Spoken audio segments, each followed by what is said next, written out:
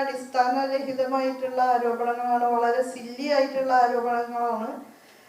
Multi disciplinary ആയിട്ടുള്ള കോഴ്സുകൾക്ക് വൈഡായിട്ടുള്ള choice ഉണ്ട്. കുട്ടികൾക്ക് ഇഷ്ടമുള്ള വിഷയം തിരഞ്ഞെടുക്കാം.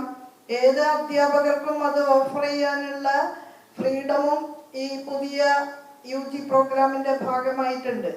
അധ്യാപകർക്കും കോളേജിനും ഒരു ബാസ്ക്കറ്റ് ഉണ്ട്. ഓഫർ ചെയ്യാവുന്ന കോഴ്സുകൾ വളരെയധികം ഫ്രീഡവും ഫ്ലെക്സിബിലിറ്റിയും ഉള്ള ഒരു സമ്പ്രദായമാണ് നമ്മൾ അവലംബിച്ചിട്ടുള്ളത്. അപ്പൊ അത് ഏതെങ്കിലും ഒരു കോഴ്സ് മാത്രമല്ല കോളേജുകളിൽ പഠിപ്പിക്കുക, വ്യത്യസ്തതകളും വൈവിധ്യങ്ങളുമുള്ള കോഴ്സുകളാണ്.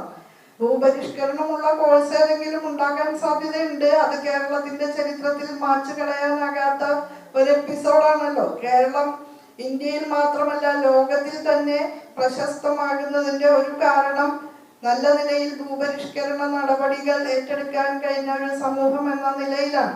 അതുകൊണ്ട് അത് പഠിക്കുന്നത് കൊണ്ട് എന്താണ് തെറ്റ്? അല്ലെങ്കിൽ ഭൂപരിഷ്കരണം എന്നുള്ളത് ഒരു കമ്മ്യൂണിസ്റ്റ് പാർട്ടിയുടെ മാത്രം കാര്യമാണോ? അത് കേരളീയ ജനത മുഴുവൻ ഏറ്റുവാങ്ങിയ ഒരു കാര്യമല്ലേ?